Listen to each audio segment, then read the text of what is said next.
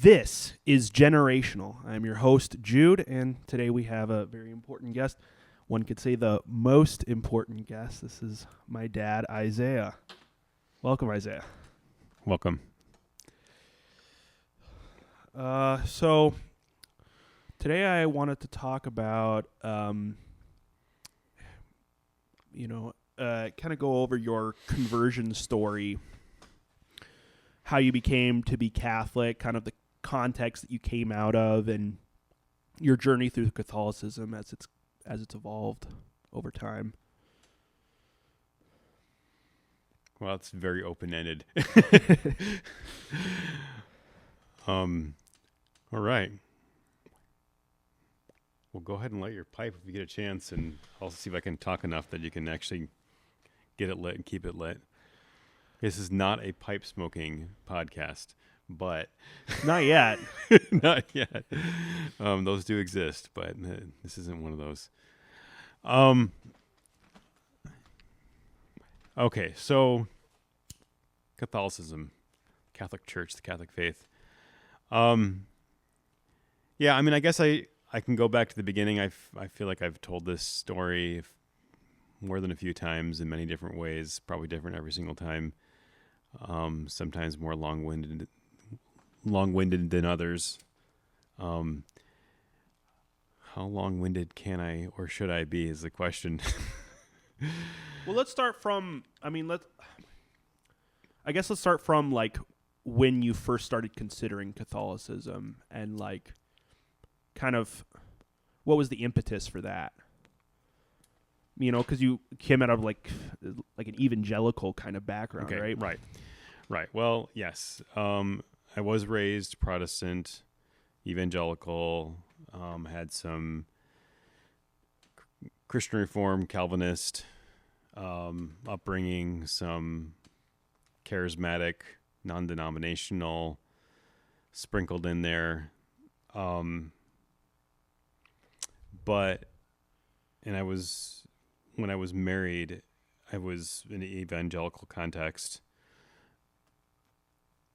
But it wasn't until a couple years after I was married when I had this guy, 2 years after he was born,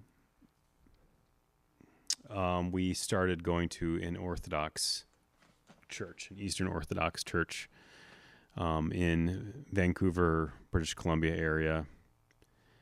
And that was our first foray, if you will, into the apostolic tradition. And so that was really our first taste of what the Christian tradition was really all about, which we had been completely missing as Protestants, of course. Didn't have any sense of, or any context for that really at all. And we were told about this small Orthodox church, and it was by a former college student, or a fellow college student that I took Greek classes with. Yeah. And she said, "Oh, you should go to St. Herman of Alaska Orthodox Church." And I said, "Well, we're not Orthodox." And she said, "Well, most of the people there aren't Orthodox either." And which is a funny statement because they were, most of them, I think, had become Orthodox, but she was implying that they weren't born and raised Orthodox or Greek Orthodox in her case. And anyway, so that I don't want to go into all the story with that. We can deal with that at a different time. But Sure. That was the first time we ever had a chance to experience liturgy, experience, the sacraments in the sense of the Eucharist and the, with consecrated priests who prayed the liturgy in a way that was very all-encompassing, with the smells and bells, as they say. There was incense. There were don't know how many bells there were going on at that point. And that must have been kind of like, because you didn't come out of anything liturgical, right? Like, correct. It was kind of praise and worship and Yeah. long sermons. And Yeah, I mean, there were some church experiences. The most liturgical would be I guess a Christian Reformed setting where, we had the Lord's Supper, is what we called it, a couple times a month, maybe once a month. I don't even remember how often we said the Lord's Prayer. I knew the Lord's Prayer and also the Apostles' Creed because of that. And that's actually, I mean, that in and of itself is not typical for most evangelicals. A lot of them eschew creeds, and maybe they say, well, Jesus said this is how you pray the Lord's Prayer, but, that's not the way to pray. You don't have to pray that way. This is just an example kind of thing. But obviously, yeah, I was talking to someone recently who was saying that they don't even pray the Lord's Prayer. They only pray mentally, which I don't know. They don't pray out loud. Yeah, they don't pray out loud at all. I'm like, what? But anyway, so you started going to St. Herman's, and then you kind of fully embraced Orthodoxy at that point, or? Yeah. As we were going there, we met some fun younger people who'd come from evangelical. Well, I guess some were from evangelical. There were a lot of Anglicans in that area, so you had that. I mean, of course, the Anglican Church, which is, I mean, much more liturgical, and of course they broke off of the Catholic Church. So, but they continue to do everything like the Catholic Church to some degree, right? I'm not going to get into the history and theology of that, but so I think that they were kind of looking for a more kind of an unbroken tradition, or maybe they studied up on Anglicanism and realized, oh wait, the way this came about sort of, that's not like a very, it's a break from the past. It's a break from tradition, right? Sure. But I think a lot of Anglicans have a hard time going back to the Catholic Church because of the Pope and whatnot. But Yeah. Anyway, so that was our first experience in an apostolic tradition, in a truly liturgical church with the sacraments. We fully embraced Orthodoxy, and that meant in the Catholic Church we say confirmed, but in the Orthodox tradition, the Eastern Orthodox or Eastern Rite tradition, it's called chrismation. It's being sealed with the sign of the Holy Spirit, with the consecrated oils, and then Jude here was baptized. So we hadn't baptized Jude because of that sort of kind of believer's baptism viewpoint, even though I myself was not. Well, I was actually baptized when I was in middle school, but I'm not going to get into that. But anyway, we did fully embrace the Orthodox Church. We moved away from that area. We moved to the Chicago area, and we were going to an Orthodox church there. We had Esme. She was baptized butt naked, in Screaming, I'm sure. Yeah, in a giant. It was awesome.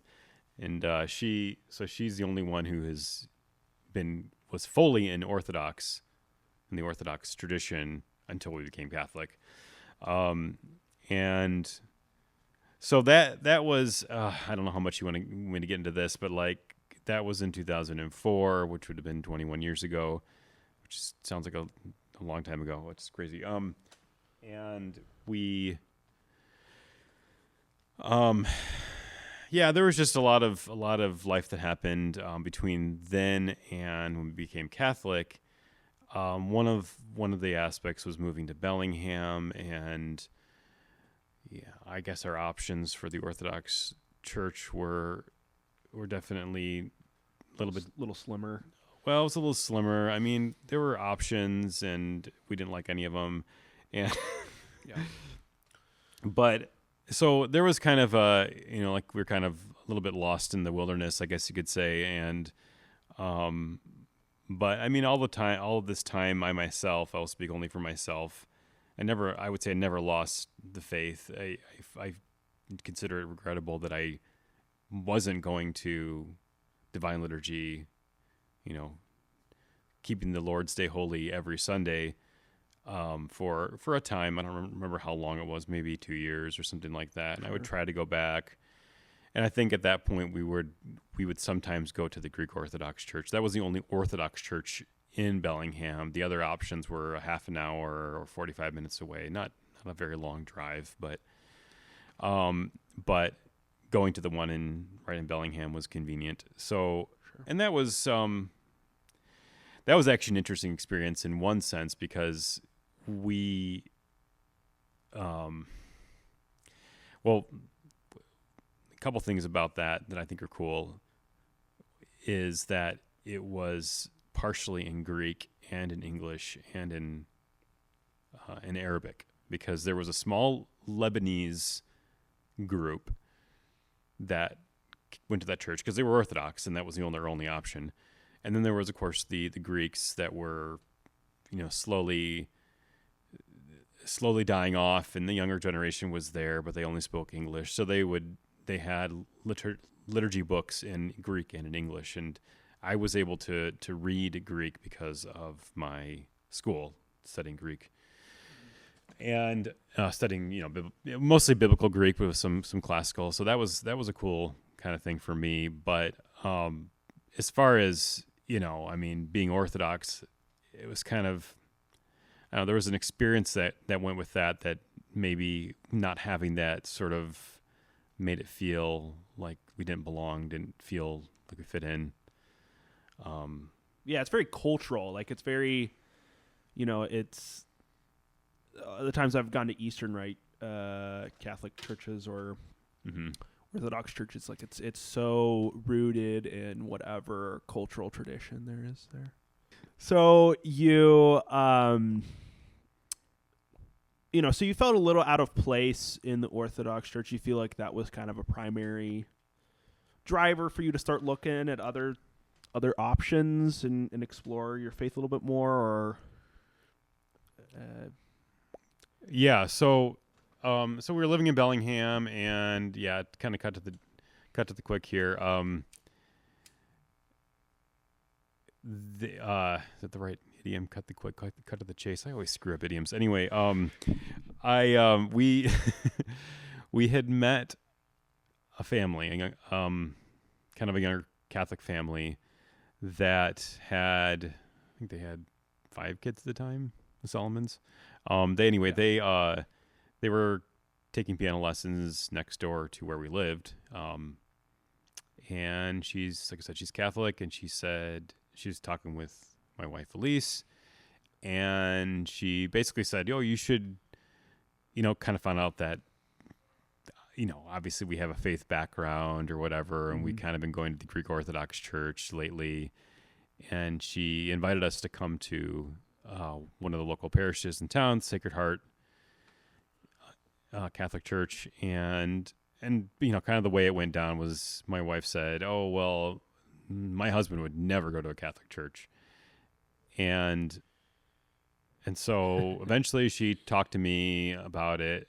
Interestingly, about this was that the let's see here, so. I don't think we ended up going to the Divine Liturgy Easter, like they, in the Eastern Rite they have the Paschal liturgy. It starts really late on Saturday night before Easter, and it's a big deal, but it's also an undertaking because you're up till like 3 a.m, right? With little kids, that can be difficult. But I think we were trying to pray through Orthodox prayers, and I remember going through Holy Week, and I want to say that the Easter, it was either a week before or a week after. and I can't remember. I still to this day can't remember which way it was. Now, Easter in the Orthodox Church is a different day, a lot of times, most of the times, than it is from the day of Easter in the Catholic Church, and that's because the Eastern Rite or the Eastern Orthodox they use this older Julian calendar, which is off by so many days, but they use the normal calendar for everything except for figuring out the date for Easter. So it ends up being on a completely different day from the West most of the time. In this case, it was either a week before or a week after. Anyway, so we were kind of going through like the Holy Week and praying these prayers. And I think that's around the time that I started praying with you guys as well. Probably, yeah. Mm-hmm. Because I wasn't we had going to church at all, going to the Orthodox Church at all, and then. Yep. So. Yeah, that's true, and that's that's an important point, because I would say I want to go to I'd like to go to the Divine Liturgy on Sunday. I would most times bring Esme, because she was always very zealous to be involved with church. And whereas Jude kind of did his own thing, and Elise was kind of like, I don't know about these Greek Orthodox. Yeah, I was always the rebel. So then she's talking to me, and I bring up Easter because I know the first time we went to Sacred Heart was the week after Easter. So it was what we call Low Sunday, or St. Thomas Sunday. Very memorable for me. And so it was the doubting Thomas homily, which of course is very applicable there, Mm-hmm. Yep. And it's very profound for Elise as well. She identifies with that, unless I put my fingers in his hands and his side. And then when Jesus appears to them, he says, "My Lord and my God," which is, I still get very moved, saying that. But But so but I think I don't remember the timing of everything. Maybe we went to Mass before I really embraced the Catholic faith. I don't remember exactly. But around that time, I started, looking things up on the internet. I found Catholic Answers, for instance. Probably listened to some Jimmy Akin.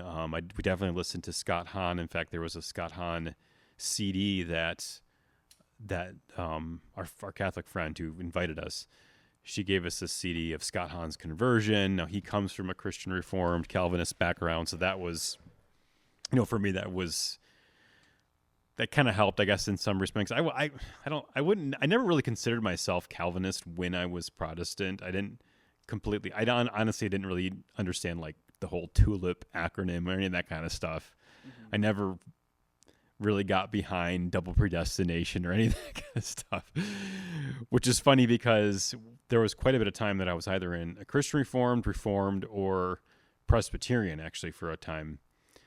And so I was familiar with that, and I even probably did some memorization of the Heidelberg Catechism, but it was never something that really meant a lot to me, I guess. More just being a Christian and like knowing the Bible was the most important part. So anyway, so where was I going with all that? Great question. Where was I going with all that? Well, so I mean, at this point we're at Sacred Heart, and I was kind of fully on board right away. I had kind of had a conversion experience myself right around this time, and became convinced of the existence of God, just very much from like because I think I was learning about evolution. Mm-hmm. At the time, I was just very convinced. I'm like, oh, this is all way too intricate to be random, And so, well, there's a creator. So, we started going to the Catholic Mass, and then you would have been about 12 at the time. Yeah, 11 or 12, I think. And then after we moved to Wisconsin, then we made the change to the Tridentine Rite. Correct, yeah. Which we had only ever really, the Latin Mass, we'd only ever visited churches in, out in Washington. But Right. we made the change over to the Tridentine Mass. So what was the psyche behind that, and what? Oh boy. What let me sold give you you a on little that? bit of background. First of all, okay, I remember why I was bringing up Presbyterian churches. It was because of Scott Hahn, and I just want to kind of circle back to that because it was important for me to, just as I kind of read my way into the Orthodox faith, I read my way into Catholicism. I had to deal with, just kind of the differences. Like, I mean, the big ones, of course, are that there's a pope that we consider, the first among equals, and he's the steward. He's essentially Christ's visible head on earth.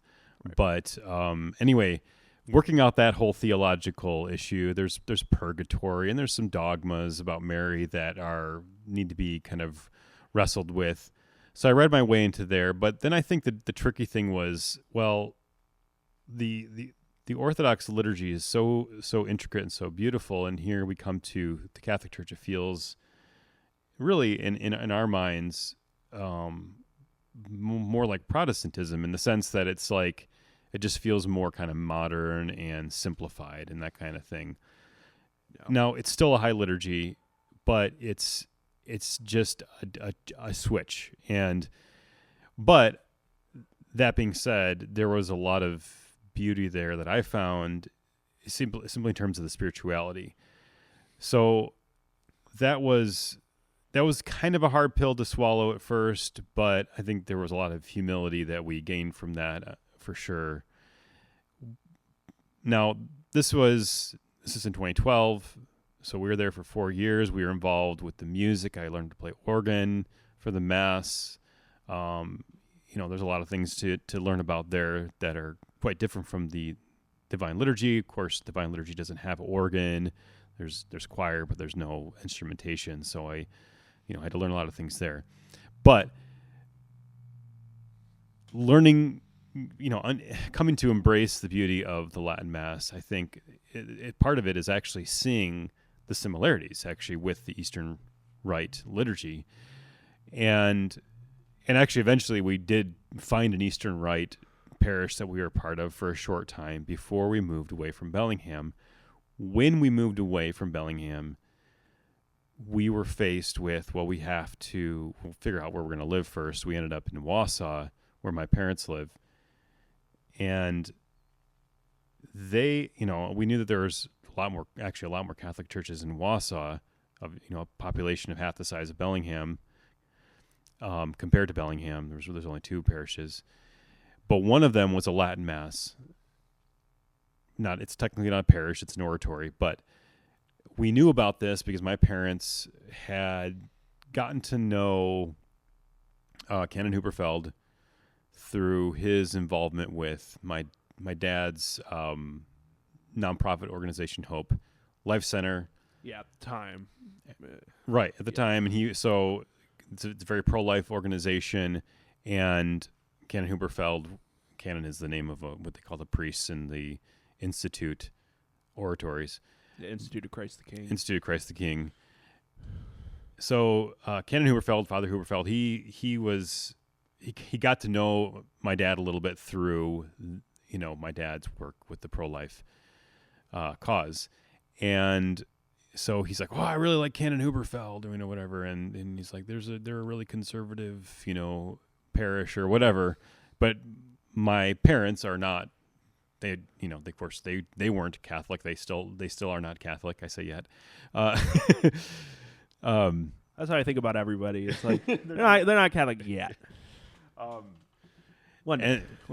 But we went to, I think Resurrection might have been the one other church we went to, and then we went over to St. Mary's Oratory, and we were struck by the beauty of it, honestly, and I think that's a big part of it. So in the Orthodox Church, of course, one of the first things you really notice is the icons. There's just these massive, beautiful icons of the saints, of Jesus, of Mary, of John the Baptist, Archangel Michael, So I think we were missing that a bit with the kind of the Novus Ordo experience we had.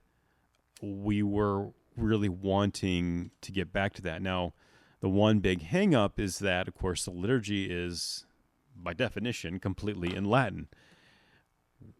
We don't know Latin. Most people don't. I mean, Well, I studied a little bit. I did. Okay, I studied Yeah. a little bit, but it wasn't enough that like, oh, I just know I know all the words that they're saying. It's like no. But I think so. We were willing to give that a try, and especially because the liturgy was so beautiful.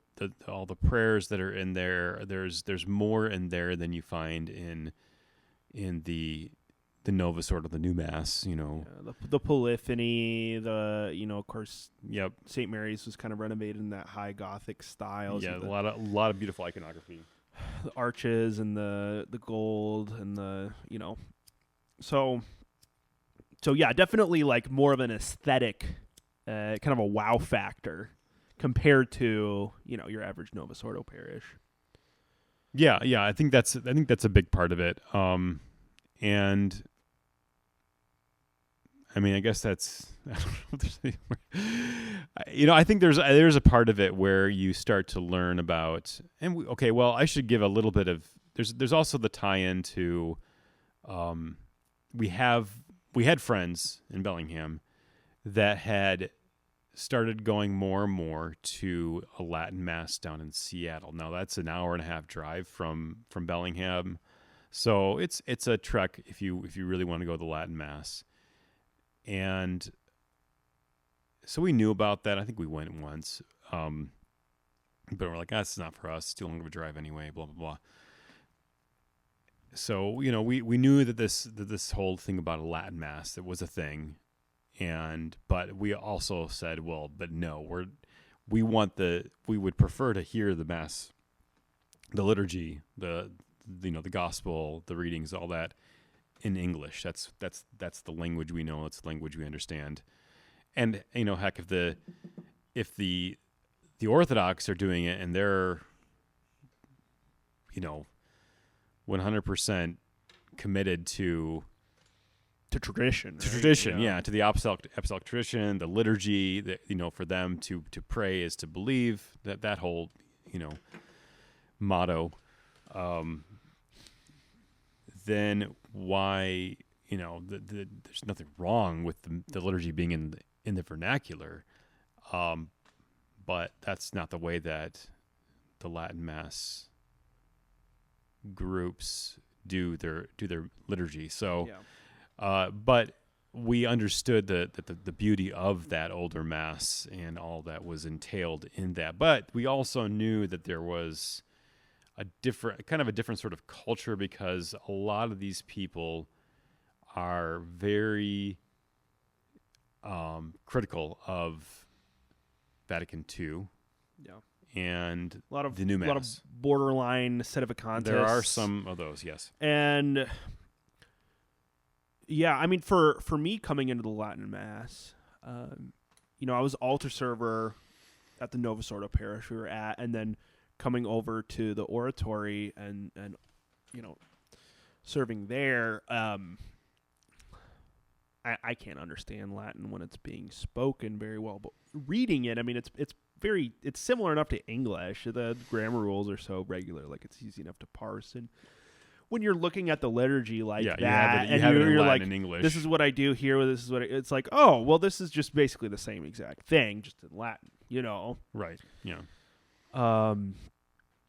But yeah, I mean, it definitely was kind of like whoa, this is like super conservative, because there were probably a fair number of pretty liberal people at Well, we were living in Bellingham, Washington, Yeah, so you're going to have a lot more of those types. Left wing, or But just more modern, I guess.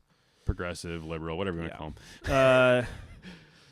So yeah, that was kind of crazy coming into this like ultra conservative parish where it was like there was nobody who was Democrat, at least nobody who was outspokenly Democrat, Mm-hmm. So that was definitely a very interesting Yeah, thing. that's an important point because I mean, especially from my background, my dad's very politically active, and so that's always been a huge part of me. You know, is thinking about things and talking about things politically, and so there was that piece intertwined with going to the Latin Mass. You know, I mean, happened to be 2016 as well. Yeah, and that was that was a huge thing. You know, I really, looking back, I don't feel like politics played a part per se in like our conversion. Like, it wasn't like, oh, we became right wing or we were right wing, and so we had to be Catholic or vice versa or something. Yeah, but I definitely don't think it was a total coincidence because. If you wanted to find a conservative community out there in the Pacific Northwest, I mean, you really couldn't. You know, there weren't many people who were outspokenly conservative. So, but you would find more at a Catholic church, for instance. Potentially. Oh yeah, or unless you're going to some like, I don't know, super conservative evangelical or Pentecostal church, they might be more like that. Anyway, I mean, I don't know how much you want to get into the politics at this point. Well, I mean, I do want to talk about the an politics a little piece, bit because, we're going to be reading this interview with Pope Leo, and he actually does touch on that a little bit. So yeah, I think that's a good segue. But before we jump into that, do we want to talk a little bit about like, because at this point I was an adult as well, so we can kind of be on the level here. But coming to a Novus Ordo parish again, and kind of, not actively going to the Latin masses frequently. I mean, yeah. Well, I mean, what were the main factors for you? Was it? There have been a number of years. I mean, it's been 9 years since we've been in Wausau, and there were a number of years that had gone by, and I'd never gone to a diocesan parish for Sunday Mass, and to the point where it's like you walk into it again, and you're like, whoa, this is way different from the Latin Mass. That you've been in the Latin Mass long enough, you kind of it's sort of a culture shock in a way, I guess. But and we could go into the whole my feelings on Vatican II and the Novus Ordo, and kind of I don't know if I can even all parse that out myself, like how much did I go one way or the other with it. But there's a lot of reasons why we're not going to St. Mary's right now. I'll put it that way. We don't have to get into the the weird details of it all. Right. Just, but I think I'll just say that like there's real practical and I think honestly spiritual reasons to be in a English speaking, or I should say, put it this way, and going to a liturgy or a mass that is in the vernacular, that is in the language that you understand, and then I think it's especially true for children, and especially hearing the readings, the gospel in English. Now you're of course gonna get a homily in English, but those are usually directed at the adults anyway, so it's not like that does a lot. There's instruction, there's catechism outside of the Mass, and the Mass is always the same. Any child can learn that, over time, but having that immediate, I understand this. Of course, the scriptures themselves might be way over the heads of children, but at least they can hear it in a language that they do understand, and eventually they can ask questions about it, as opposed to reading it off of a page. I think there's probably more garnered there than too. Like, when the Mass is in a different language, it's really easy to compartmentalize it and kind of like otherize it. Like, this is, there's mass and then there's the rest of my life. When you're hearing there's the some readings truth in to that. English, when you hear those words of consecration every week in English, it becomes a part of you in a different way. I think. Yeah. There's truth to that for sure. So that was really a big part of our wanting to go to mass in English, if you want to put it in simplistic terms. And there was, so the Holy Name is the parish that we've been a part of, and I'll say frankly, speaking from mere preference, we knew about Father Sam Martin at Holy Name. Amazing priest, amazing confessor. Yeah, in fact, he's a confessor that many people from St. Mary's would go over to on Saturday. We don't have to expose everybody. Nobody's watching. He's going to watch this podcast. I hope. Anyway, but I think more people from St. Mary's go to confession at Holy Name than people from Holy Name go to confession. There's a few other. At Holy There's Name. St. Matthew's. I think probably people go to that one too. But there, so we knew about Father Sam Martin. He's just an amazing priest, and he actually had been was on really good terms with the priests at St. Mary's. In fact, he had served as a deacon or subdeacon with the Latin Mass. That was one of the things that the priests at St. Mary's were doing, was outreach to diocesan priests to build that bridge, which was a great thing,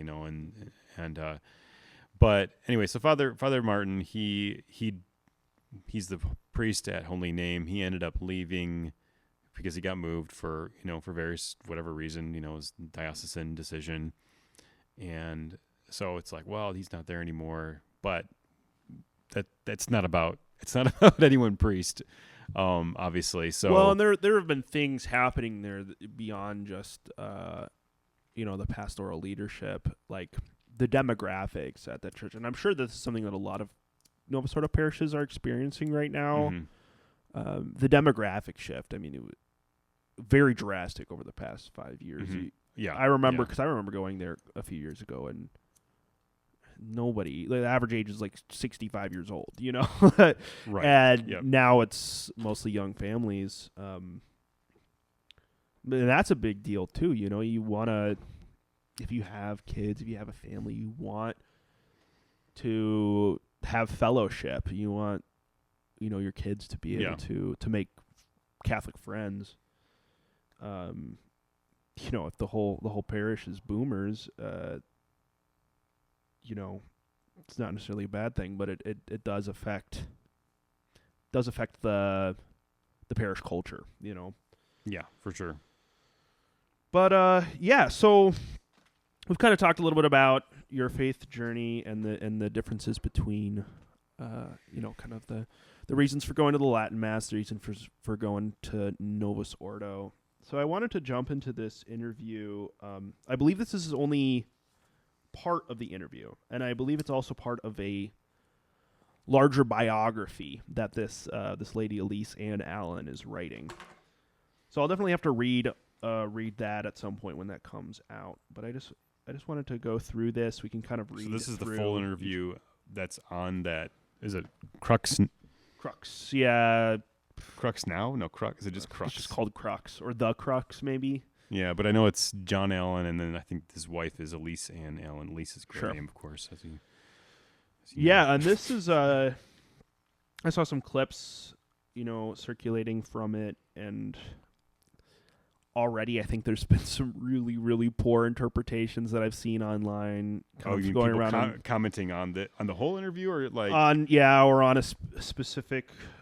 We'll go into the question about the Latin Mass first, because I think that's more relevant to what we were just talking about. But we'll go into the question about the LGBTQ community and Pope Leo kind of addressing that, because I think that's the bigger one, that one side wants to take it a certain way, the other side wants to take it a certain way, and I think there's a lot of misinterpretations about it. Rorschach test, kind of. Yeah, no, for real. So So yeah, let's do this first question here. So Elise asks, regarding the study group on liturgy, what is being studied? How much of the reason for establishing this was related to divisions surrounding the traditional Latin Mass, for example, or issues such as the new Amazonian rite? Do you know what the Amazonian rite is? I haven't heard of that. I just know it was related to, I don't know, there was some synod or something like that where I want to say it's related to the issue of priests out in the Amazon and their capacity to, I don't know, properly serve the people, and there were some allowances, but that's the most I can say. I want to say it's related to the whole Pachamama debacle, but maybe I'm wrong about that one. Yeah, I'm not even familiar with that. That's the thing where there was this sort of kind of a Native American Amazonian whatever statuette, and it was kind of like a pregnant woman. It was like, oh, it's Mary, but it's like this. It's not Pachamama thing. No, I mean that's similar to like kind of like Day of the Dead stuff in Mexico or whatever. It's kind of these pagan traditions that work their way into. Yeah, but we baptized them, so I don't know. Yeah, I mean, and we've done that before. I mean, obviously, like Christmas traditions, with Christmas wreaths. Yeah, there's ways to Christianize things, but I'm not meaning to get into. We baptized coffee, so right, exactly. Did we baptize tobacco? Just kidding. Let's do it right Everybody now. knows that one's fine. Okay, yeah. So, but Pope Leo responds, my understanding of what the group came out of is primarily from issues that have to do with the enculturation of the liturgy.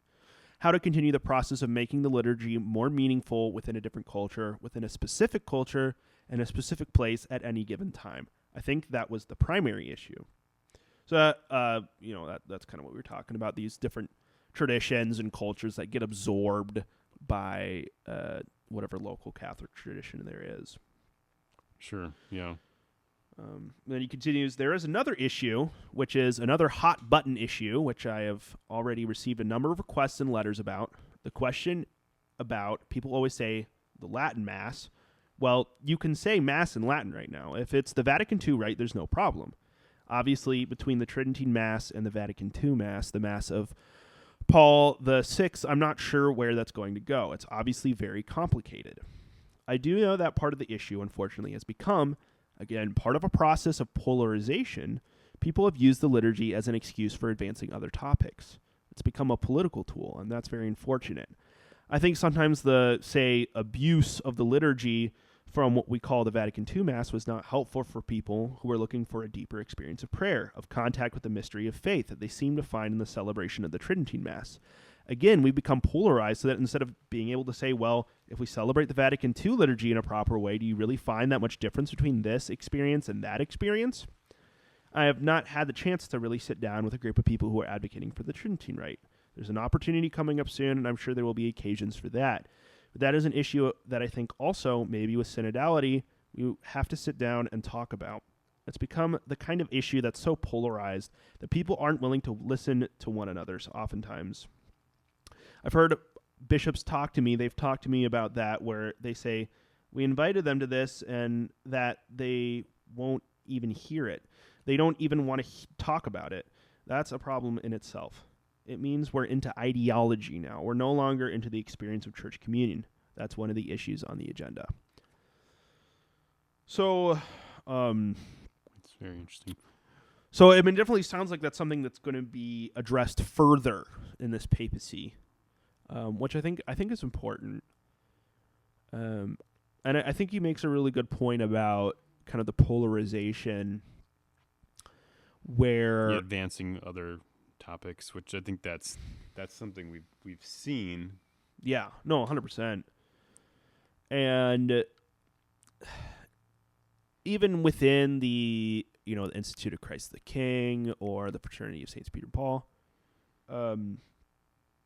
it's the first Fraternity of Saint Peter. Oh, it's just Saint Peter. The saintly. Well, FSSP is the Latin for the holy. Wait. the Sacred Fraternity of St. Peter, I think. Oh, Something like that. okay. Yeah. Anyway, just St. Peter, right? But St. Peter.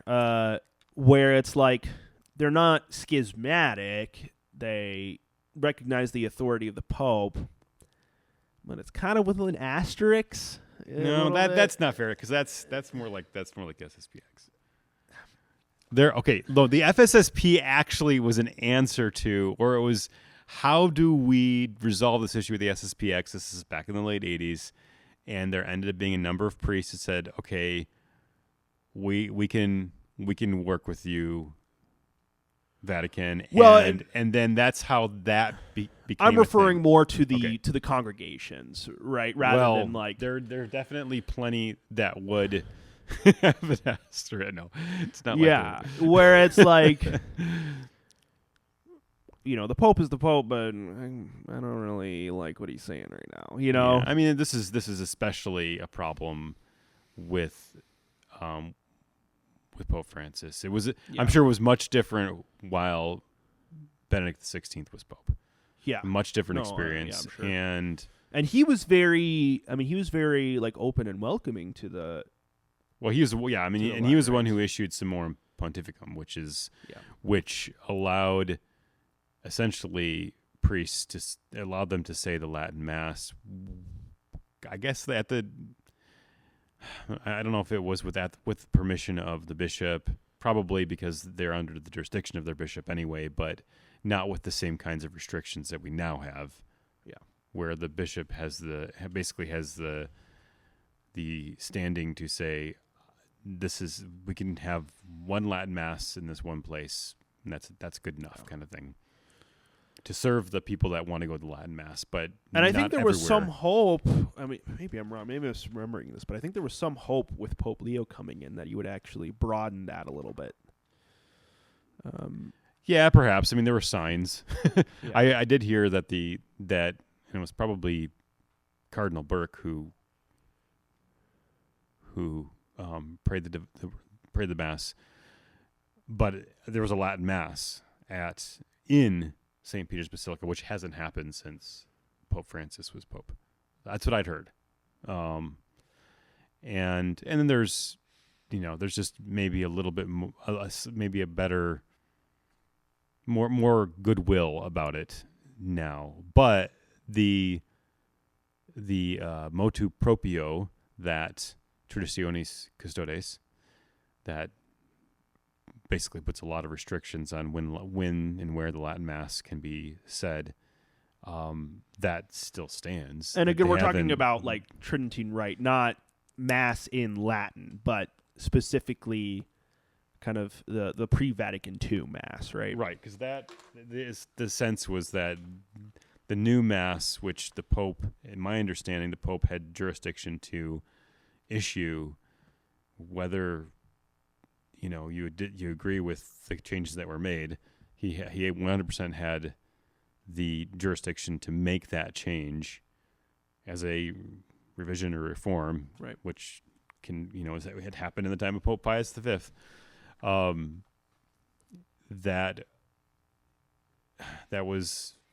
That's kind of what the Latin Mass people take issue with, is this Mass is not the same, and we're getting rid of the Mass of the Ages, but saying the Mass in Latin isn't really technically the goal here, right? So saying the Novus Ordo in Latin isn't going to somehow solve that issue. So I'm not exactly sure. I want to say that. Well, right, and it kind of sounds Pope like Leo's kind of like putting a challenge to them, like, hey, you guys like the Latin Mass? like give me a good It's like- give me a good reason to open that door more, I guess. Yeah, so It kind of sounds like he almost doesn't really, maybe he hasn't really been exposed to the Tridentine Mass much, but it's kind of almost like I don't get it. What's the difference? Kind of. I'd heard that he said that he actually used to say the Latin Mass. Really? I'd read that in places. I don't know Yeah. to what degree. I don't know what to trust anymore. But, Yeah.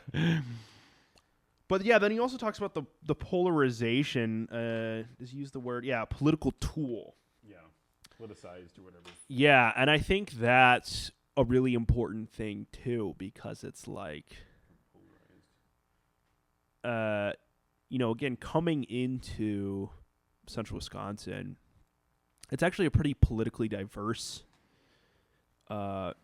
area, maybe like a 50-50 split. I mean, Wisconsin in general is kind of 50-50 split. Our area in particular leans more to the right, but yes, that's because we're slightly. I think Wausau is pretty close to 50-50, but yeah, the surrounding more like rural areas for sure are definitely pretty.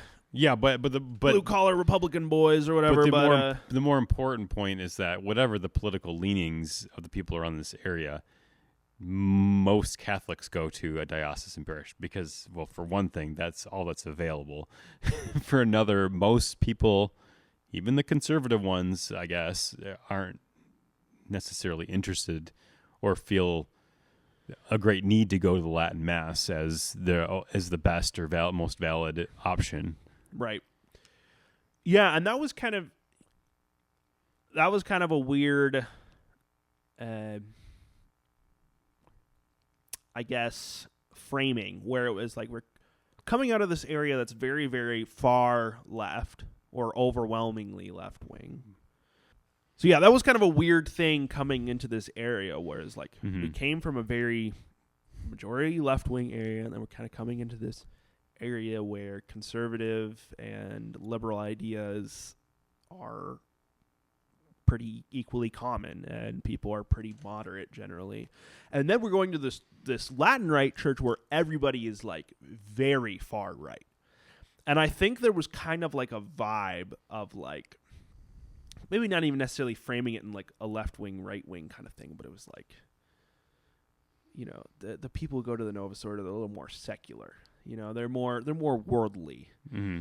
You know, here where this is the we're the real the deal. Purest form of Catholicism. And I think that mindset lends itself to quite a bit of toxicity, and I've seen it in the church, and I've seen it in other areas as well in politics, where when you start to become an absolutist, when you start to become an ideological purist, that is when dialogue starts to become really, really hard to engage in, because and I've fallen into this trap too, where it's like I have this thing in my mind is right, and then if someone 90% agrees with me, but then they're like 10% some stuff that I don't like, then it's like, well, I just reject everything you're saying, when that's not really the best way to approach a conversation. I mean, of course, but also I think it can be really dangerous for a community as well, because it restricts people's minds. It limits their view of others.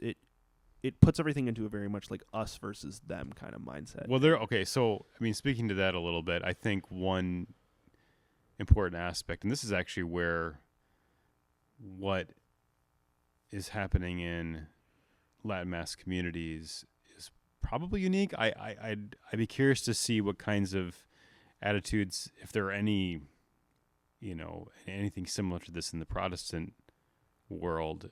I mean, you certainly have some, so-called fundamentalist Baptists who are very conservative. Yeah. But what's interesting about, if you want to call them Latin Mass Catholics, maybe not the greatest term, but people who prefer or always go to the Latin Mass, there is a sense of wanting to return to a traditional way of life, and that can be defined in many ways, of course. I mean, you do have a lot of these people that are like these homesteader crunchy granola, and I don't mean the West Coast crunchy granola, but like the conservative, the ultra right wing conservative. Yeah, let's have a milk cow and kind of live out in the land and right.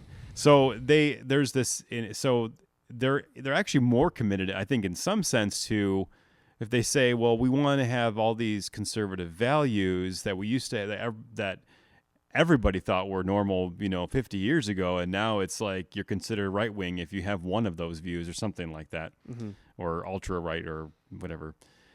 Far right. Far right. Far right's the term. That's what it is.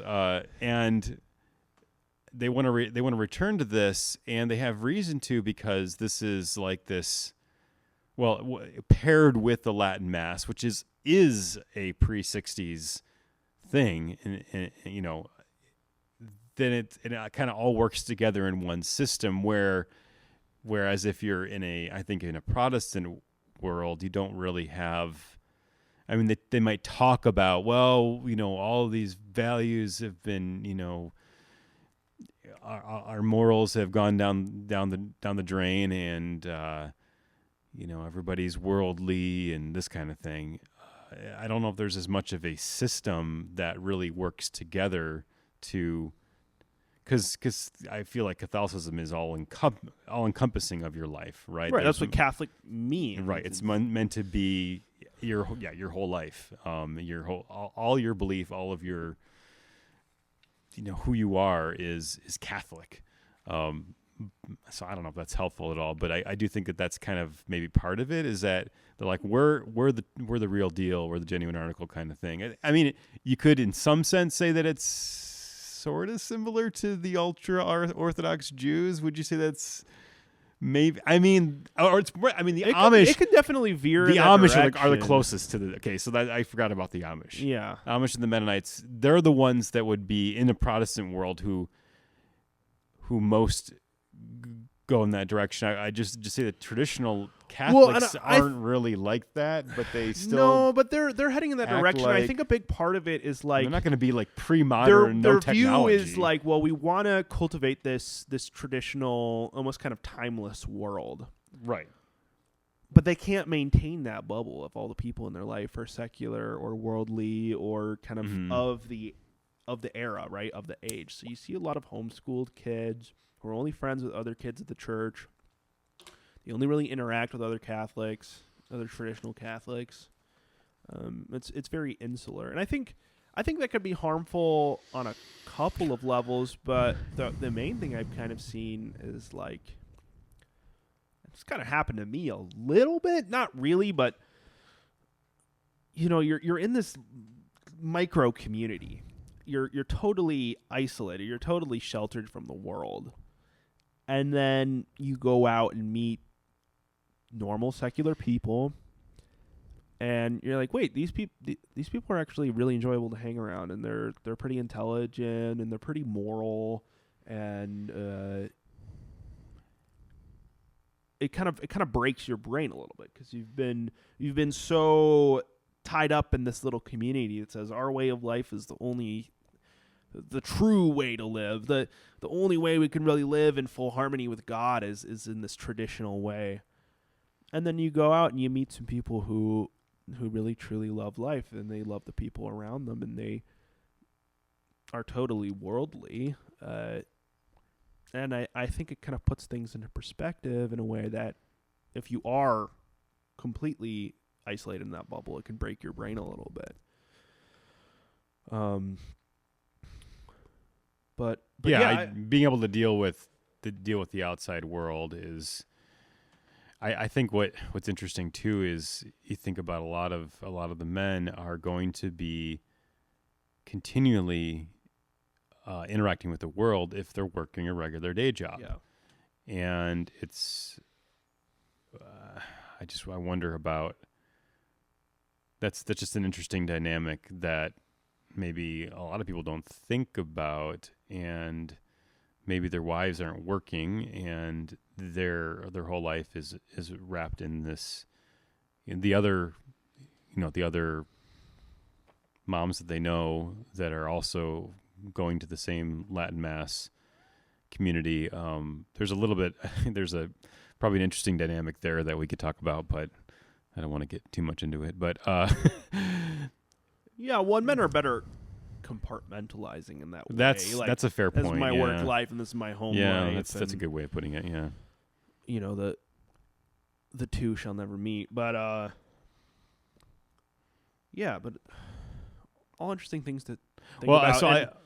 And Pope Go ahead. Leo, I mean, he says that there's an opportunity coming up for someone to advocate about that. I don't know if he's referring to something in particular, but I am waiting eagerly. Do you think then? I mean, probably. I mean, there's no way to know exactly what Pope Leo is thinking here. Probably everybody wants to know, and he's only kind of given a little an interview to break down the interview. Yeah, but I guess I'm curious if there's a sense of, even if let's just say that Pope Leo is, hey, I like the Latin Mass, and I think what you guys are doing, there's a lot of beauty in that, and I don't have a problem with it.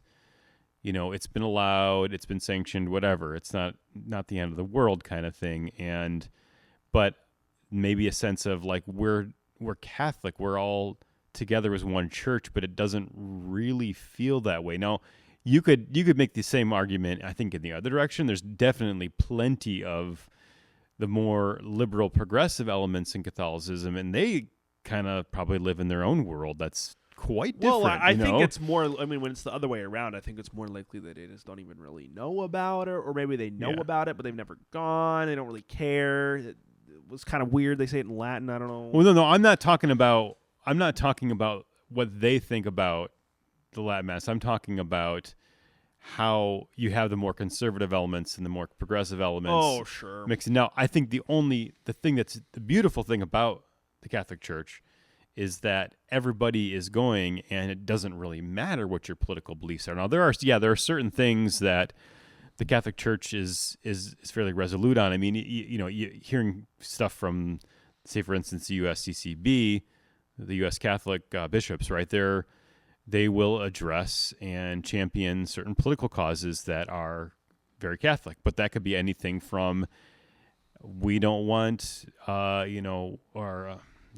we should be promoting life from conception to natural death, as they like to say, right? So that means abortion is not cool, and neither is euthanasia, and neither is, they call medical assistance in dying, so-called. Yeah. These are things that are very serious Catholic issues, and politicians should not be promoting those things, right? Mm-hmm. But they will also at the same time say, by the way, we welcome immigrants, and we shouldn't be treating them like, lesser humans, or, human dignity is a very, very important thing. Or you talk about social programs is another one. Yeah, these are all things that are neither. So Catholics are neither. They don't really fit into any, political party, which is true, But they all go to the same mass. Social justice was kind of born out of Catholic ideology, in a way. Right. Yep. And yeah, it's an interesting dichotomy, and the whole illegal immigration thing is obviously a hot topic issue, and something that the church has been slow to really clarify her position on. But I mean, the extent of what Pope Leo and Pope Francis before him and a lot of Catholic bishops or whatever they advocate for, it's like, it doesn't matter if they're an illegal immigrant or a citizen or whatever. If they're poor, if they're hurting, if they don't have a community, we'll take care of them. We'll minister to them, and especially I think in the U.S., it's a particularly it's something that the Catholic Church really wants to be involved in, because a lot of these Mexican immigrants who are coming over, a lot of Latin American immigrants. A lot of them are Catholic, and of course the church is going to tend to her own. So I think some people have kind of taken the Catholic Church ministers to illegal immigrants and ran with it, like, oh, the Catholic Church wants, no borders, no national sovereignty, and anybody can just go wherever they want. I don't think you can take it that far, but I do think that there's really something to be said for, like, these are still people. Even if it is a matter of national security, you still have to treat people with human dignity to some extent, and I think people can forget that when it's become a political issue as big as mass immigration. And then you look at these numbers, 20 million illegal immigrants or whatever, and you forget that those are all real people with real struggles and real concerns, and a lot of times real faith in God. So. Right. Well, yeah, and I guess, I mean, and again, bringing it to, I mean, the issue of Latin Mass goers. I think, again, the church should be, it's this phrase, this classic phrase, "Here comes everybody." And that's something that I've really embraced about the Catholic faith. And this isn't to say that the Orthodox Church doesn't have this, but they're different in that they become a little bit more national in their identity. Mm-hmm. Greek Orthodox, Russian Orthodox, Syrian Orthodox, Egyptian Orthodox, Coptics, whatever. Mm-hmm. They attach these labels. It's merely because of their history with the nations being, that's their national religion or whatever. But anyway, the point is that the Catholic Church is meant to be everybody. We do, and we have. There are Catholic churches all over Africa. They say that's the fastest growing Catholic population. Of course, Asia is massive in terms of Catholics, and it doesn't make sense to divide ourselves along these more political lines because, again, there are issues that fall on both sides of those political parties. I mean, if we're speaking strictly U.S. politics or even more Western politics, and it doesn't. But when you separate off these. And I think this is kind of what Pope Leo was sort of addressing, is it like there does tend to be this polarization, and it seems like they go in this one direction, and we don't want that as a church because we want everybody to be a part of that community. Everybody believes the same thing. Like that's the main thing, right? We all, not only do we say the same creed, but like we believe the whole Catholic faith. And I mean, it doesn't boil down to the Mass. I mean, you could make arguments for why the Latin Mass is more, quote, beautiful or more traditional, but it's still the same faith. It's still the same Catholic faith. Yeah. So why are we? I think that's probably why Pope Benedict XVI approached the way he did, where he's like, I mean, these people believe the same thing. We don't want to give them a reason to go to war with Rome. Right. We don't want to drive a wedge more than there already is. But then at the same time, it's like you can only give so many allowances before you got to address, it's really a spirit of rebellion. I think that is the key issue. No, I do. I mean, I will say that I know that even while Pope Francis was alive, may he rest in peace, he did have dialogue, conversations. I think they were amicable. I don't know what really materialized, but with the leaders of the Institute of Christ the King, and I think that's the hope for it. There's this kind of allowance again, and of course the Institute is interesting because for them they are a fraternity that their main charism is, as they say, is charity. Mm-hmm. In all things, and led by one of their three spiritual, I guess what's the word? Leaders. I mean, they're effectively doctors, but yeah. So that would be, of course, Saint Francis de Sales, but they where was I going with all this? Their charism of, so they started this fraternity, and that part of what they do is praying the Latin Mass. Now they're not a parish or diocesan based model. They're more, we're going to, one of the things that they do is they oftentimes get the really cool old but rundown churches like in big cities, and they renovate them and they make them these beautiful places of prayer, and they're called oratories, which means a place of prayer.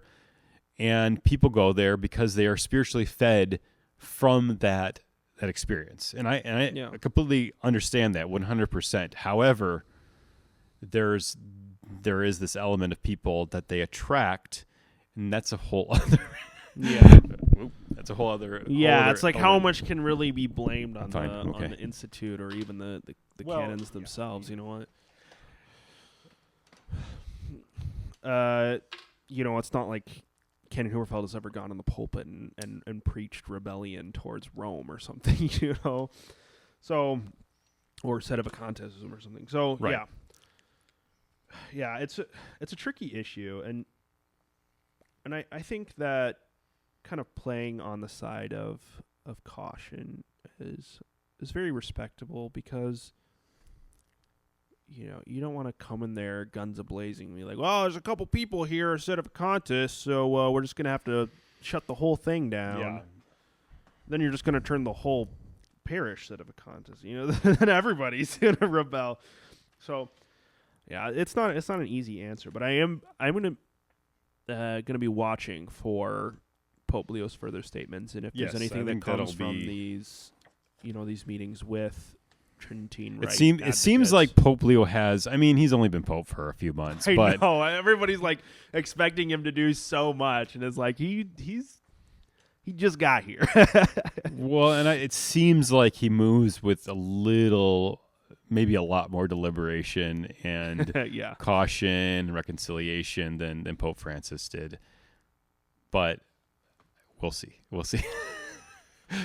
He is also the first American Pope. I know people find that controversial because he's not, but whatever. He's the first U.S. Pope. Okay, there. Yeah, well, I mean, I find it really refreshing, and not in kind of like oh yeah, I'm an American patriot. Good thing we have American representation in Rome. It's more just like a level of, I think that there are things that can get lost in translation, not just on the words aren't exactly the same, but then also there's like a cultural element. If you're, Oh yeah, absolutely. Yeah. if you're Italian or you're, I don't know, whatever.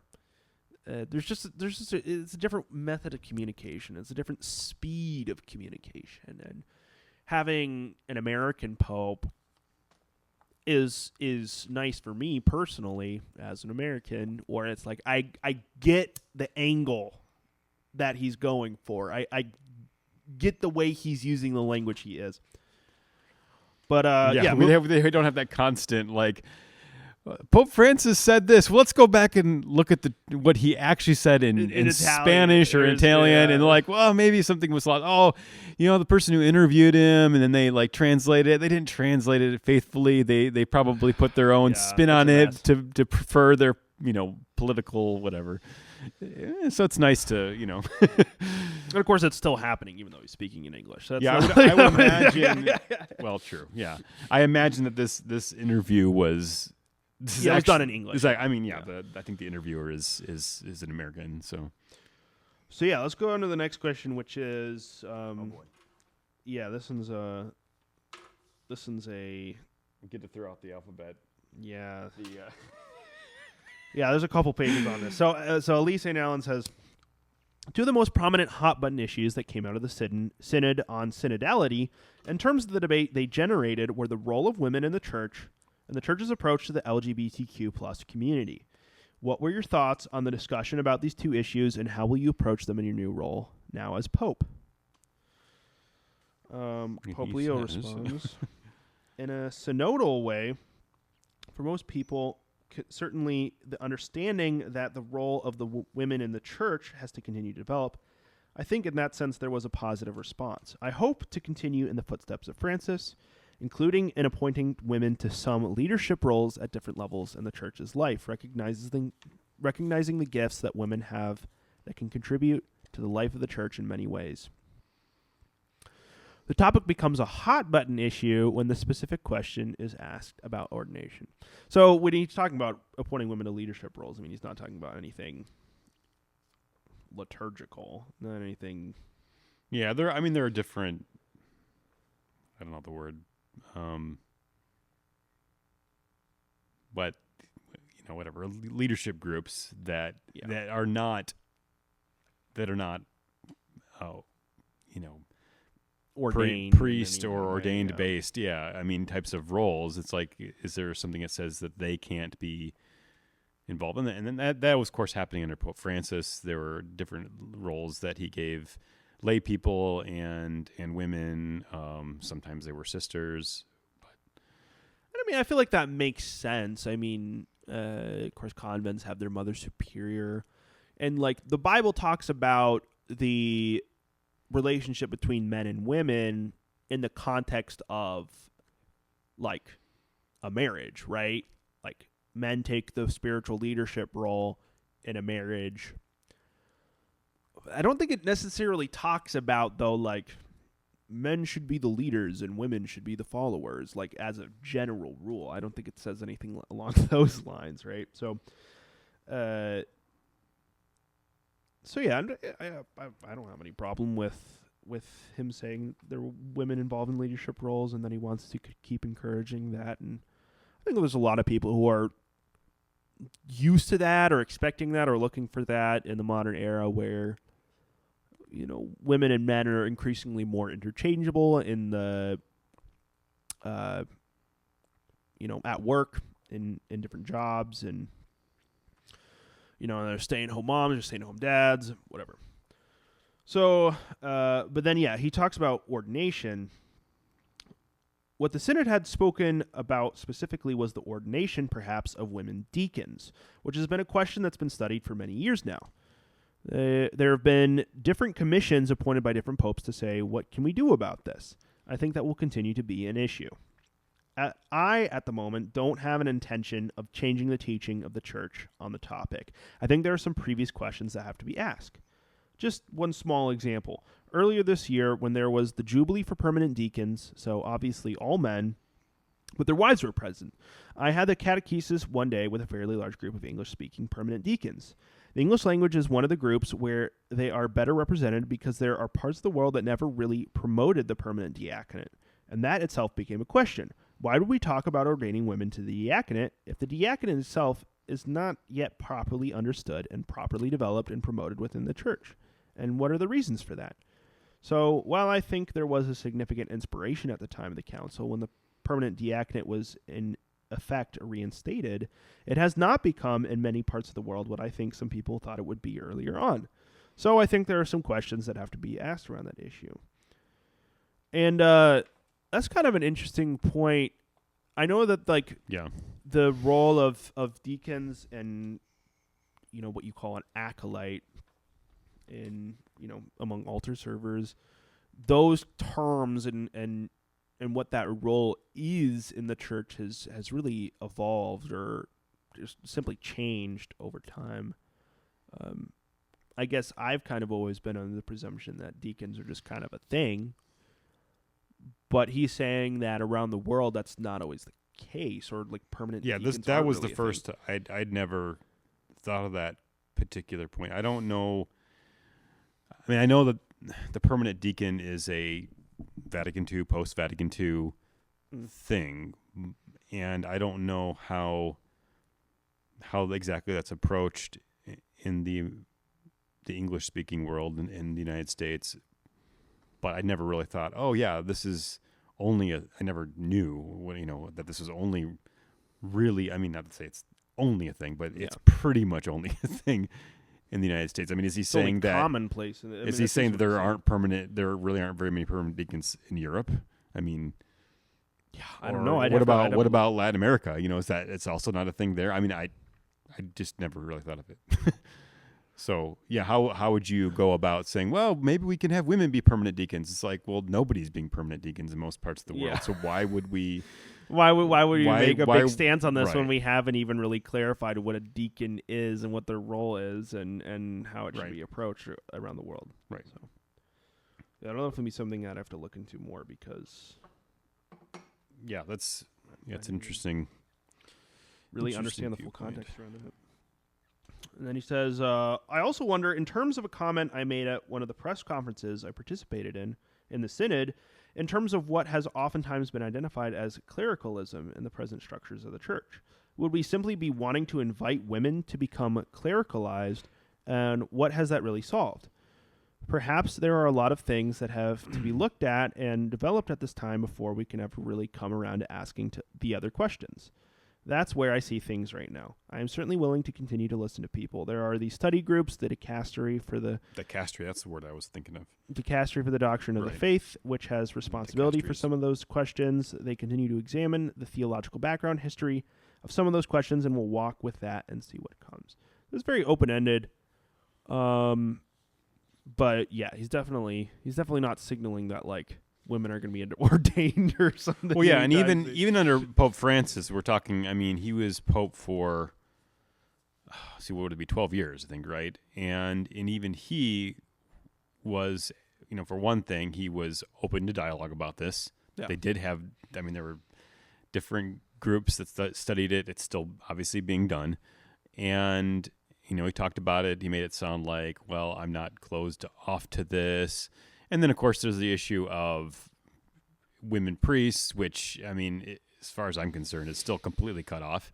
Is not even a question. That does not seem I think like the reason why something people get squeamish about women deacons is because they're like, well, what's next? Women priests, kind of thing. Yeah. But so even when my point is, even with Pope Francis, as much as he tried to shake things up and, think outside the box or whatever, make a mess, as he, in his own words, like to say, that still never happened and didn't really go anywhere, So now there's obviously a continuity with popes, so it's not like it never happened under Pope Francis, it will never happen again. Kind of thing. It's like, no, there's still these study groups or whatever, and even Pope Leo obviously says, well, we can talk about it.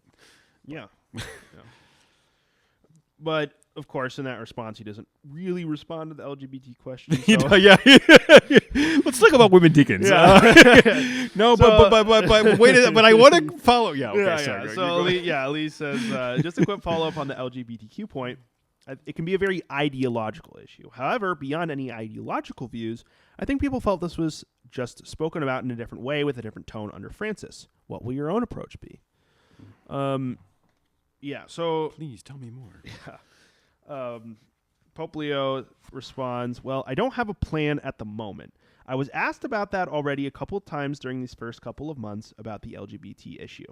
I recall something that a cardinal from the eastern part of the world said to me before I was pope about the Western world is fixated, obsessed with sexuality. A person's identity for some people is all about sexual identity, and for many people in other parts of the world, that's not a primary issue in terms of how we should deal with one another. I confess that's on the back of my mind because we've seen at the Synod any issue dealing with the LGBTQ questions is highly polarizing within the Church. For now, because of what I've already tried to demonstrate and live out in terms of my understanding of being Pope at this time in history. I'm trying not to continue to polarize or promote polarization in the Church. What I'm trying to say is what Francis had said very clearly when he would say todos, todos, todos. Everyone's invited in. Todos. You like this? Todos. This is my best Pope Francis. Everyone's invited in, but I don't invite a person in because they are or are not of any specific identity. I invite a person in because they are a son or daughter of God. You're all welcome, and let's get to know one another and respect one another.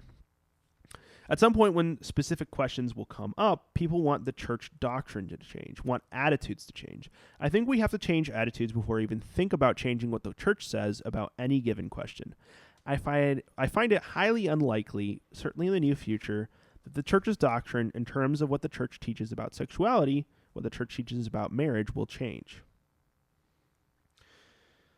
I've already spoken about marriage, as did Pope Francis when he was Pope, about a family being a man and a woman in solemn commitment, blessed in that sacrament of marriage. But even to say that, I understand some people will take that badly. In Northern Europe, they are already publishing rituals of blessing people who love one another, is the way they express it, which goes specifically against the document that Pope Francis approved, Fiducia Supplicans, which basically says, of course we can bless all people, but it doesn't look for a way of ritualizing some kind of blessing because that's not what the church teaches. That doesn't mean those people are bad people, but I think it's very important, again, to understand how to accept others who are different than we are, how to accept people who make choices in their life and to respect them. So I'm glad he's re-clarifying that, but of course he's kind of pointing out as like, well, it's kind of already clarified. Yeah, that's again the when that came out, the Fiducia Supplicans a couple years ago. There was like a huge polarization around it where they got focused on these footnotes. So we're like, oh, but here's this blah blah blah, and it's like, oh my goodness, I can't believe Pope Francis said that. And then they're like, he's allowing blessing of gay couples, and then other people are like, no, he's not actually saying that. Part of that was also the divorced and remarried. Being able to receive Holy Communion was another part of that, actually. I think. Really? Okay. Well, wait. Maybe I'm mixing the two up. But there was another one. Yeah, that might be mixing up two different things. I think the fiducia might be a much more recent thing, and that one is because that's trying to address some of these things that are being pushed. I think in Germany, that's when he says Northern Europe, I think he means specifically Germany, because the Scandinavian churches aren't really Catholic. Right. But anyway. Well, yeah, and I think that's an interesting thing because the way that Elise frames it in her question, I think, is really smart because she's talking about like Pope Francis had a tone to him that people felt like was a shift. And I think Pope Francis really, really tried to approach everything from a position of love and empathy and, just making sure that everybody felt as welcome as possible to the Catholic Church. And I think in doing so, when you release a fiducia supplicans where you're actually addressing a heresy, basically, where you're basically saying you can't do this, but then you say it in a way that's like, well, we have to welcome everyone, and you can bless whoever you want. Mm-hmm. I think that opens itself up to a lot of misinterpretation. Yeah. Well, I mean, that was obviously one of the things that people criticized Pope Francis for, but but I'm glad he, Pope Leo felt the need. Yeah, he definitely. There's definitely that, again, that sense of continuity. Which I can appreciate. I don't think it's helpful to say, yeah, what that last guy said, it's great. Disregard that. I'm the Pope now. Well, and I think in America we're so used to that, where it's like a Republican comes in and does all these policies and executive orders, and then a Democrat comes in and does a bunch of executive orders to undo all of that and swing the pendulum over the other way. Americanism definitely colors our understanding of authority. Yeah, no, 100%. But yeah, I'm glad he has a clarification, and I've already seen people take somehow. I don't understand how they're coming up with this stuff, but I've already seen people mischaracterize those couple of paragraphs as like, well, the church is open to. Right. So you're saying that they've spoken to this like, well, see, he's the same as Pope Francis. Yeah, he's actually more liberal than Pope Francis because he's open to the church's doctrine changing on this, and it's like that's not what he's saying. And I think he's just saying, like, maybe our attitudes about these things will change. Maybe some of the ways that we talk about these things will change. The church doctrine is not going to change, at least not anytime soon. Theoretically, it can't change, but right. What the church teaches is not going to. Well, that's doctrine is. I mean, that's what he said. That's what Pope Leo said. So I'm just cool. Yeah, the church is a doctrine in terms of what the church teaches. Yeah, well, okay, I see what you're saying. Yeah, he actually puts it in those actual terms, but yeah, because he says what we think about changing what the church says about any given question, which is not necessarily doctrinal, but that would be the magisterium. I think is kind of what that's talking about. I mean, and we talk about like the catechism, and the catechism isn't the Bible. It falls under magisterium, I think, certainly, but it's an explanation of magisterium is probably a better way of putting it, maybe, or kind of clarifying or expounding on what we already teach and know in our faith. Will explaining that be different? I don't know. I don't know if that's a good way of even putting it, but it's. Yeah, I think a lot of people are under the impression that Catholic doctrine, because it is something that is expounded on over time, that it's mutable, that it is something that can change with enough change in society. When we talk about doctrinal change because of enough societal understanding about a certain topic.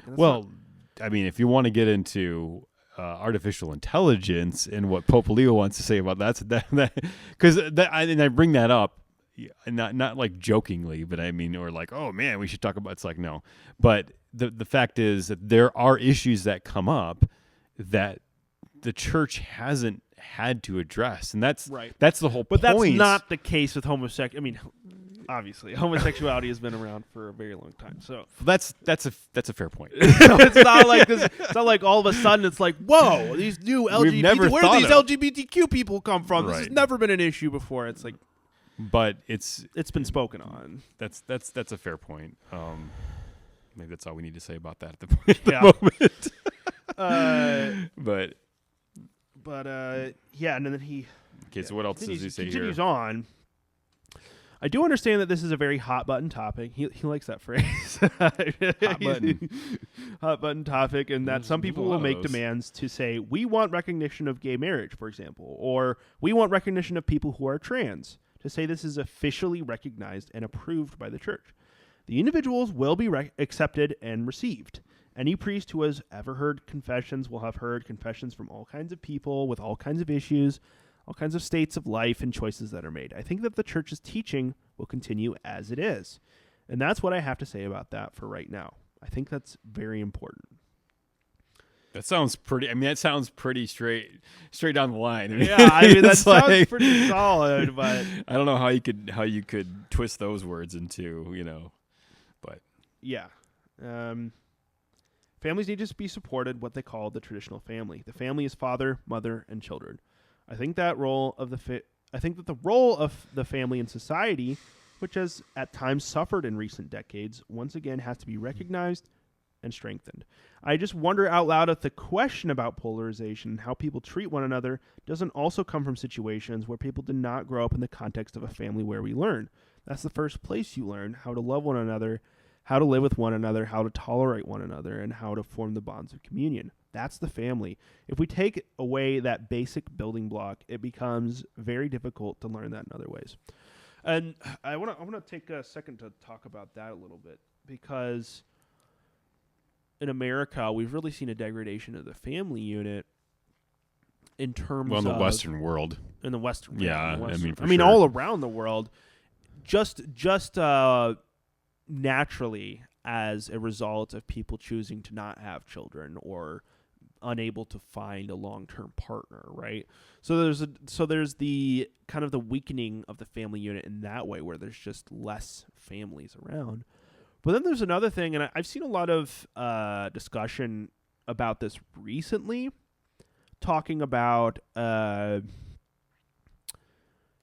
how more and more children are basically disowning their parents. As they become adults, they're disowning their parents. And this is just kind of what I've personally seen. I haven't looked at the numbers. Do you think there's a? Do not take this as like a wide characterization, but it's a lot of left wing or kind of LGBTQ or more progressively minded people who their parents are conservative or they voted for Trump or whatever.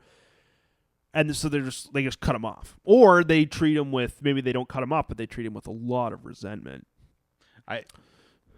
Yeah. So I mean, would you say then that that's?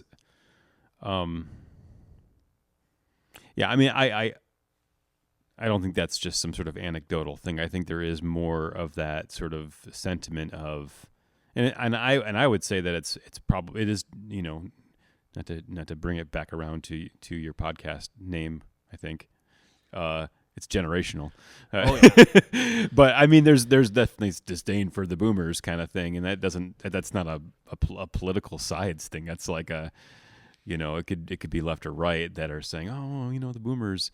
But there's more of a boldness and more of a clean break of people saying, I believe now the opposite of what my parents raised me on. Whereas it used to be like you if you come from a Democrat family, you're going to be Democrat till the day you die kind of thing, and vice versa. And it's like, no, there are more people that are actually younger people like Kind of your rebelling, generation yeah. are saying, no, I not only do I not agree with them, but like I just can't even talk to them because, I mean, how can you talk to those people? They're backwards and aggressive and all that kind of thing or whatever. Yeah, and there's a couple layers of it too, where it's like not just like a cultural reaction. I think the younger generations versus the boomer conversation has kind of been a thing It's really been a very, I think it kind of reached a fever pitch in the like mid 2010s. I remember a lot of the conservative pundits I was watching back then when I was getting into the MAGA movement.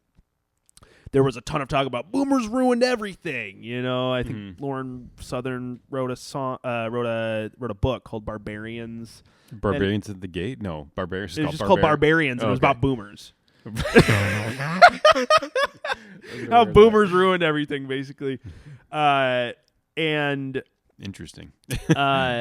So they're on like a cultural level. There's a cultural rejection from the younger generations of the older generations, like, you ruined America, or you ruined my life, kind of generally. But then there's also another level of like kids kind of, or young adults who are like, you ruined my life on a personal level to their parents or to their whoever took care of them, where it's like, you're so hateful, or maybe there was some amount of like domestic abuse, or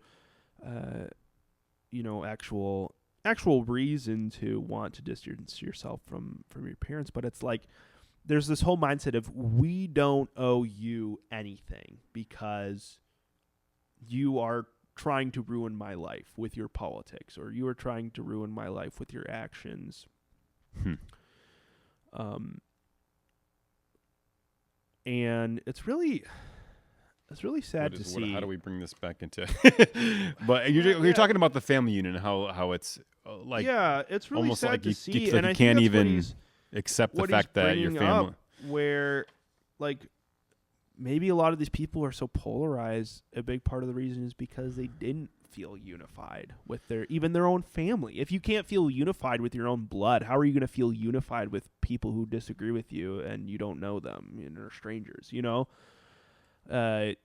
How are you going to learn to love across the aisle if you can't even do that with your own family? So I think that's kind of what he's touching on there, and it is really, really, I don't know, cogent point in today's in the Western world today. So, and he says, I think there are some very key elements that need to be looked at. I believe I'm who I am because I had a wonderful relationship with my father and my mother. They had a very happy married life for over 40 years. Even today, people comment on this. Even with my brothers, we're still very close, even though one is far on one end politically. We're in different places. In my experience, that has been an extremely important factor of who I am and how I'm even able to be who I am right now. And then the final question in this section, which is a little bit shorter of an answer, but Elise asks, another quick follow-up on the synod. In addition to the study groups that have already been established, you created 2 new ones, one for liturgy and one for episcopal conferences and ecclesial assemblies. Why? What do you think needs to be studied about these topics? And Leo says, these were actually approved by Francis already, right at the end of his pontificate. They both have grown out of some of the other issues that were studied at the synod. The episcopal conferences, which actually began, again, some of them in Latin America first, before the time of the council, but then there were much more developed at the time in the council in terms of the role of the bishops' conference and how they can help the church in any different country or region. You were talking about the Second Vatican Council? You think that's what he means by the council? Or is he referring... I think when he says... I mean, synod is a smaller group of... That might be referring to this. Well, yeah, because he talks about the Second Vatican Council later, so I think that is what he's referring to. Then he goes, I think that generally speaking, there's been a great appreciation for the role of the bishops' conference. Today, you won't have the situation where a bishop on this side of the river is preaching A, and the bishop on that side of the river is doing something completely different. We come together and we try to look at the questions together to make common policies or take common approaches given the area, the culture, the language that people are working with. So on a pastoral level, there's already been great value there. The question is raised going back quite a few years about how much actual authority can be given to a bishop's conference. There's been a lot of theological debate on this since the time of the Second Vatican Council, because the successor of the apostles is the individual bishop. Not the bishop's conference. Yeah. Not the bishop's conference, yeah. That's interesting. The tension that can come up between whether a bishop's conference can make a decision and if the individual bishops have to follow it, that's gone back and forth in different places in different ways throughout the years. There was a desire expressed at the synod to take a closer look at that and to see if the bishops' conference couldn't have a greater role in trying to have the bishops come together and make decisions which are helpful for the life of the church in their given region or country. The role of the nuncios, that's also being studied now in a separate group. It makes much more sense for a regional church to study and reflect and choose policies or approaches that will be most helpful for the church in that area, rather than every individual bishop on his own. So it's a way of supporting bishops in that ministry. Those are some of the things that we looked at there. There was concern raised about an expression in one of the documents about the role of bishops and bishops' conferences. It asked the question, should episcopal conferences have a certain doctrinal authority? And that got translated in different ways during the synod, but even in the original document, it's not translated the same way from language to language. I pointed that out. Some of the English-speaking bishops became very upset, actually, thinking that the bishops in Northern Europe could make a decision changing the doctrine of the church on divorce and remarriage, or on homosexual relationships, or on polygamy. That's another issue which the African bishops have brought forward, going back to issues that are not easily reconciled within the formal doctrine of the church.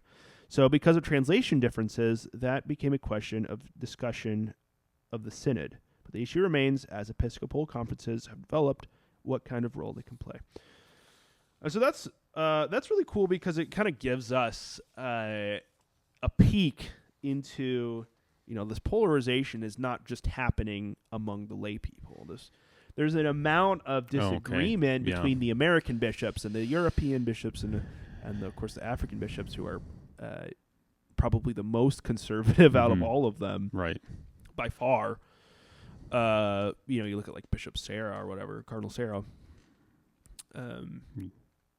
That's where you get the very fiery, no nonsense rhetoric and language around like LGBTQ issues and that kind of stuff. And I think Pope Leo is saying, well, like, they bring up a point. It's kind of hard to reconcile certain things, certain teachings of the church with the types of things that the European bishops are doing. And then the American bishops are like, wait, they can do that, and we're like, they're doing this, and we're not, and what's going on? The languages are different. There's translation errors. What's even going on? So I think that's important to keep in mind as well. Like, this is not just a matter of American lay people want things a certain way, and then European lay people want things a certain way. There's also a level of polarization and disagreement in the church hierarchy itself, and there's not even really a consensus on if there's a conference of bishops. Can we just ignore that, or do we have to all follow that? Or as a bishop, do you have the power to overwrite what another bishop says because of the apostolic tradition and the authority granted there? So not really a world that I have a ton of insight into or really thoughts on, but I think it is interesting insight and paints a better picture of like these cultural differences go all the way up to the top. That's not like you become a bishop and then you shed all of your cultural context or political ideas. They bring these with them. Right. That's why there's so much such a sort of a spotlight on the election of the new pope. And I don't know if you followed all of that with the conclave leading up to the election of Pope Leo, but this whole cardinal watch or whatever, or well, I guess it's called the Pope watch, but like let's look at all the cardinals, and they even had this website up that detailed all of their different views, and it really casts things in a kind of a political sphere, in many regards. How does the cardinal think about this issue or that issue? And it's like, well, this is going to be a huge, this makes a huge difference theoretically with the direction of the church, who ends up getting elected pope. And although theoretically it shouldn't, obviously the church doesn't change, and the pope, again, we've talked about continuity. There should be continuity from pope to pope. That's what Pope Leo is obviously attempting. And I don't think he stands against Pope Francis really in any sense. But No, definitely not. But even if there are any differences of approach or even the teaching itself, like at least how it's presented, he's shying away from showing any kind of difference, because that's not the point of the popes. But I guess then you have these bishops, and they're going to have their own opinions about things, and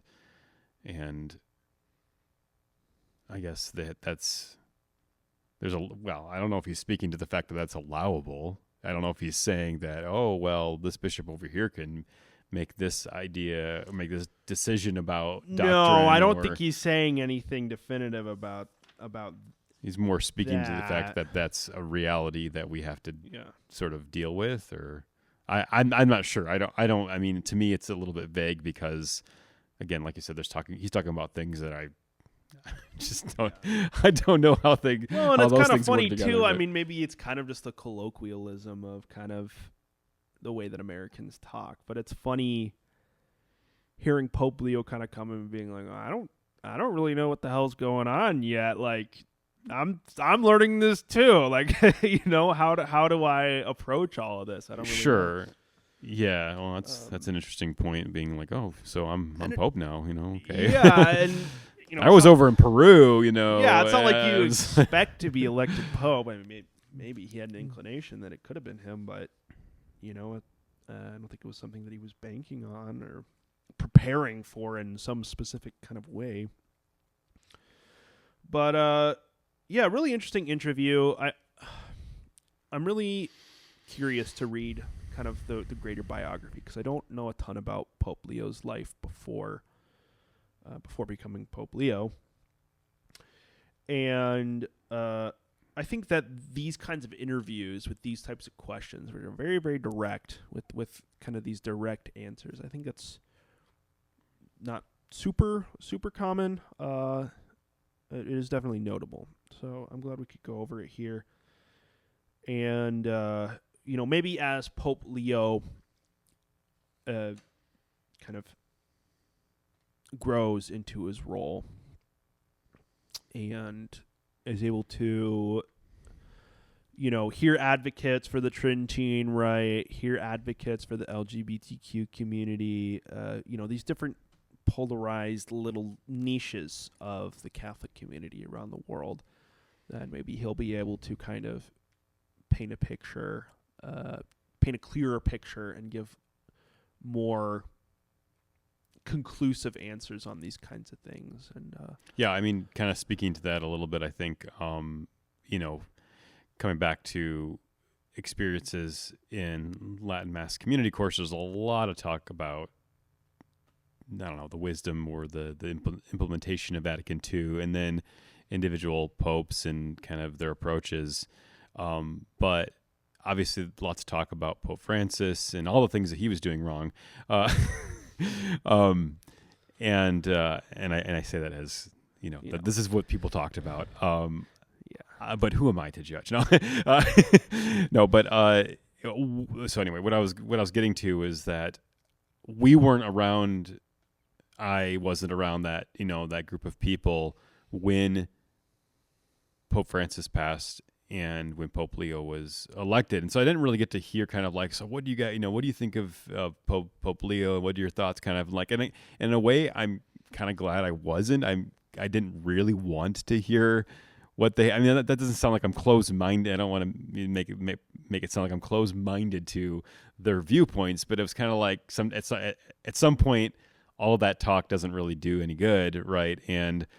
But there was still kind of this thing. I wonder what their feelings are, because of course, again, we're all on bated breath. Who's going to be the next pope? Is he going to Is it going to be an ultra conservative? Yeah, is he Cardinal Sarah? Is he going to reinstitute the Latin Mass? Is he going to invalidate Vatican II? I mean, it's like, and obviously none of that stuff would happen, but right. There's still kind of that in the back of your mind. And then when we find out who the Pope is, we say, well, who is this guy? And like, what is he going to do? And I don't know. It's interesting. It'd be interesting to kind of hear a little bit more, but I think at the end of the day, I kind of like he's the Pope. He's our Pope, and I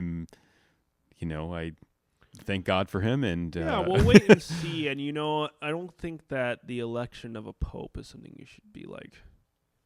And I don't know if it's really in good taste to be like, oh, I'm really rooting for this guy to become Pope. Yeah. Or, oh, I'm really disappointed that this guy wasn't elected. And Pope Leo, for me, actually, Pope Leo wasn't really on my radar at all going into the election of the Pope. Yeah, he was. I was looking at like Pizza Balla and Asian Francis and, They're reading up on all those guys, but right. I didn't know anything about him, but so far from what I've seen from both sides, generally, and I credit where credit is due, generally from both sides, I've seen a pretty positive reaction. More conservative Catholics seem to be pretty happy with him. More liberal Catholics seem to be pretty happy with him. I know there's a lot of people pushing for him to name what's happening in Gaza genocide, and I think he just made a statement saying more and more people are bringing this up, but the Catholic Church is not quite ready yet to call it a genocide. I wonder if what he's exactly signals whether it is or not. I wonder if Pizza Balla's got his ear on. Well, Pizza Balla's been. I think he recently went to Gaza. Well, he was in Gaza right after the church was bombed, I think. Oh yeah, wasn't he like he was there praying a rosary with them or something? But yeah, so I wonder how close he is to Pope Leo in terms of that. And there are probably other European bishops that are more vocal about it, I would imagine, but I think the theme of his papacy so far, insofar as like the lay people's relationship to him, is like people generally like him. They really want him to speak super definitively on specific topics. Mm-hmm. And as he's kind of signaled and some of the things that he said and some of the ways that he said it, he was like, I'm not quite ready to just like start, this is a genocide, LGBTQ people aren't welcome into the church, or they're mm-hmm. He's not going to make any radical statements anytime soon. And no, I think that's another thing to remember too, like, in the age of the internet, in the age of social activism and cancel culture and that kind of thing, like when something happens or a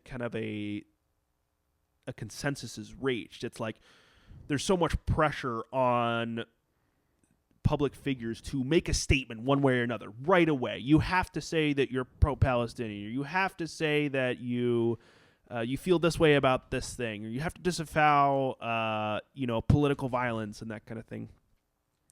And some of that, I think, is justified and warranted. But at the same time, it's like, because of the speed of our communication, because 10 million people can tweet out this thing at the same time, then there's this like urgency of like, they have to respond now, or they're dragging their feet. They're not responding properly because they're taking too long. I think it's important to remember as Catholics, like the Catholic Church has always been incredibly deliberate interactions. And the advent of the internet and AI and the speed of communication that we have is not going to change that. There's not going to be a point where the Catholic Church is, instantly responding to specific situations or specific circumstances.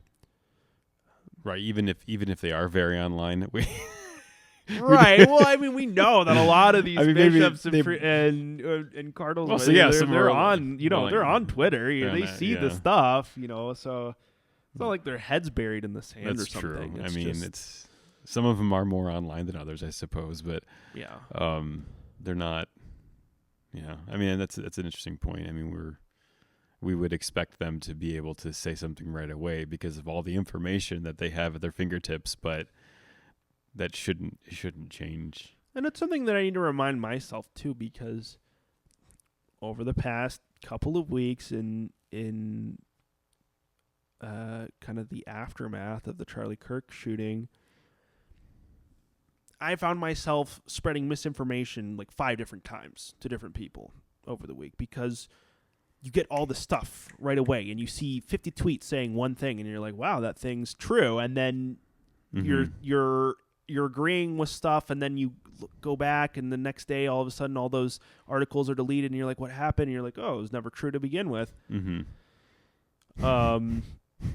And I consider myself a pretty intelligent person who generally checks sources and likes to dig into things, and I've fallen into the trap of speaking too quickly multiple times in the last couple of weeks, and I think that's something important to take from the church's wisdom when it comes to addressing specific issues or specific situations where rapidity is not necessarily a virtue. The truth is virtuous, and the truth is not always forthcoming and is not always obvious. So, anyway, very, very cool interview. I'll be looking more into the biography, and of course, waiting on Pope Leo's words on other issues as well. But glad to go over it with you. Glad. Oh yeah, thanks for inviting me to your podcast. Of course. Yeah. No. And you mentioned your dad. Maybe we can get your dad on here sometime to talk more political stuff in specific. But Yeah, I mean he's as you get older, I mean I think you do.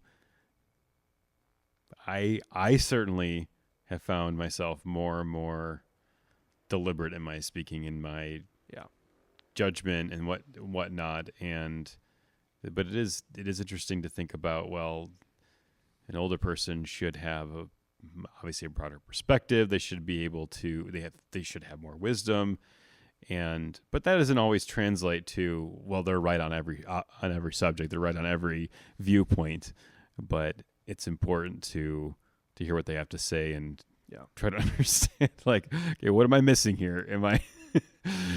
So. Yeah, and I hope that will go well. That is I think another topic for another day. So we'll wrap it up here, and thank you for watching. We'll be back with another episode about faith, philosophy, or politics next time.